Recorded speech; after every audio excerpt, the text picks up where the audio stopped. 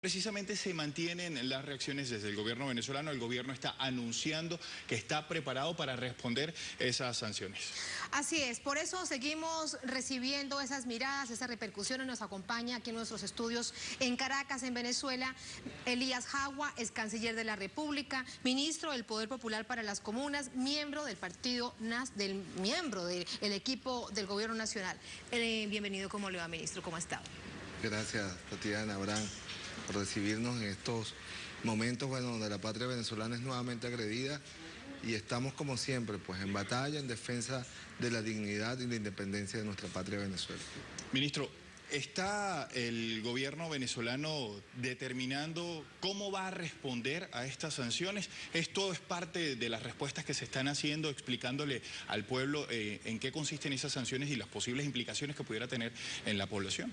Sí, lo primero es informar y sensibilizar a nuestro pueblo y a los pueblos hermanos de la América Latina que nos acompañan en esta batalla, ¿no? En primer lugar, lo que ha sido la posición firme del presidente de la República, compañero Nicolás Maduro, de que nosotros desconocemos la facultad que tiene cualquier institución del gobierno de Estados Unidos para legislar sobre ciudadanos venezolanos, ¿no? Nosotros nos debemos a nuestra legislación de un país soberano e independiente y a los acuerdos y convenios internacionales que hemos suscrito. Pero no aceptamos de los Estados Unidos ni de nadie decisiones unilaterales, ni le reconocemos facultad para sancionar unilateralmente a ningún ciudadano o servidor público venezolano, ¿no? Es una sanción, como dice la oposición venezolana, contra un grupo, parte del gobierno venezolano, autoridades venezolanas, lo ven como una sanción al gobierno, al pueblo venezolano. Sin duda alguna, porque a los funcionarios que se pretende sancionar son funcionarios que garantizaron durante todo este año la paz y la integridad de la República. Son oficiales generales, altos oficiales de nuestra Fuerza Armada Nacional, altas autoridades policiales, ¿no?, a la Fiscal General de la República, que actuaron en cumplimiento de su deber como garantes del Estado venezolano, ¿no? ¿Ellos qué hicieron? Evitar que continuara en el marco de la Constitución de la República y usando la fuerza pública de manera proporcional, diferenciada, evitaron que en las calles de Venezuela se siguiera asesinando, degollando a los motociclistas, incendiando universidades, incendiando transportes públicos con los conductores y los pasajeros adentro. Tenía que actuar el Estado, la fuerza legal del Estado, y actuó con estricto apego a los derechos humanos. Y luego actuó la justicia, privando de libertad a quienes asesinaron, a quienes quemaron, a quienes incendiaron, a quienes destruyeron y a quienes elaboraron el plan para incendiar a Venezuela y llevar a Venezuela a una confrontación civil.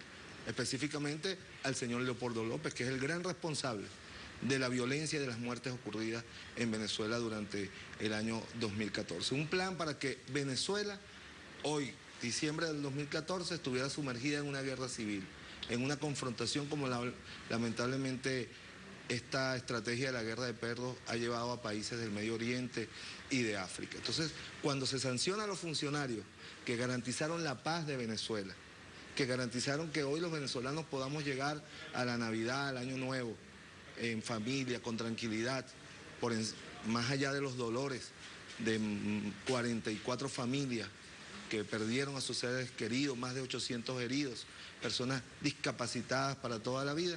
Más allá de esos dolores, Venezuela culminó en paz.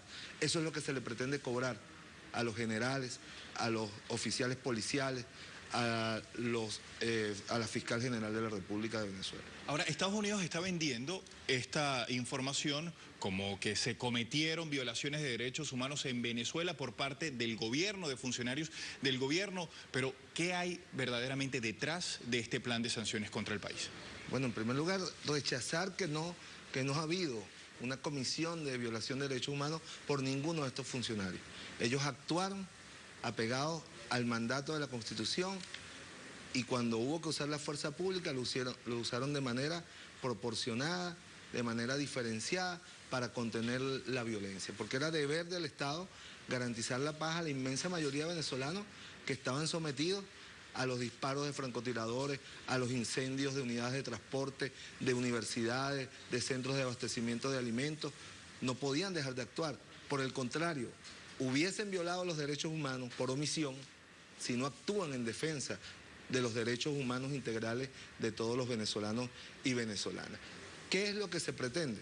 Frente a una oposición derrotada internamente, frente a una estrategia imperial derrotada por la conciencia, por la firmeza del pueblo venezolano, por la vocación democrática de la inmensa mayoría del pueblo venezolano, incluyendo a quienes se puedan oponer a la revolución bolivariana, y por la actuación de las instituciones del Estado, que hoy se pretenden castigar, el imperio no puede permitir que culmine este año sin pretender generar una sensación de amenaza, de castigo, de aterrorizar al valiente pueblo venezolano que supo defender su independencia y su dignidad durante el 2014.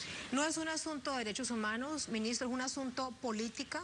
¿Es un asunto de injerencia política en Venezuela? ¿Otra mirada, otra forma de intento injerencista? Es una injerencia para castigar a un pueblo. Es una injerencia para castigar la dignidad de un pueblo que defendió su derecho a vivir en paz, su derecho a tener el gobierno que se le dé la gana, mediante ejercicio democrático, popular, del sufragio.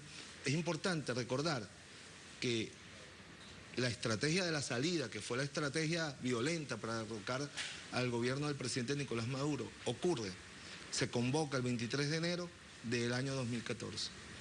Un mes y 10 días después de la inmensa victoria popular que obtuvo la revolución bolivariana en las elecciones locales, donde ganamos el 75% de los gobiernos locales en todo el territorio nacional y donde obtuvimos una mayoría en la suma total de votos, cuando ellos habían llamado a que eso fuese un plebiscito para, si nosotros sacábamos menos votos a nivel nacional, el gobierno tenía que irse, pues, ¿no? Ganamos la mayoría de las alcaldías y ganamos la votación a nivel nacional. Eso desencadenó la ira, la frustración de quienes saben que por la vía electoral no podrán derrotar a este poderoso movimiento popular que conformó el presidente Chávez y que ahora ha sido guiado de manera precisa, con paciencia, con mesura por el presidente Nicolás Maduro. Ahora, en el caso de que Venezuela cediera soberanía aceptando esas sanciones que está imponiendo Estados Unidos, ¿eso no afectaría también a quienes desde adentro, desde Venezuela, están apoyando esas sanciones que está ejecutando Estados Unidos? Claro, es importante que el pueblo venezolano en general sepa que este tipo de procedimientos de injerencia del imperio van en una escalada, ¿no? Primero se sanciona a funcionarios que supuestamente tienen bienes, activos, y se les quita la visa. En verdad nosotros, y ellos lo saben, no nos importa para nada esa sanción, porque no tenemos ni activos, ni tenemos interés de ir a los Estados Unidos. Pongo por caso, yo fui a los Estados Unidos la primera vez en mi vida, el 8 de marzo del año 2013, a un homenaje en la ONU que le hicieron al comandante Hugo Chávez. No había ido antes y no iré después, ya que no soy canciller, no estoy obligado a ir a Nueva York, a la ONU, ni a la OEA, pues. Y la inmensa mayoría de la alta dirección política del país no tiene ningún interés en ir a Estados Unidos, ni de trabajo, ni de negocio, ni de... Vamos a las instituciones diplomáticas, a la OEA, a la ONU, o a cualquier acción en un organismo multilateral, ¿no? No tenemos activos, ellos lo saben. Entonces, ¿qué se pretende?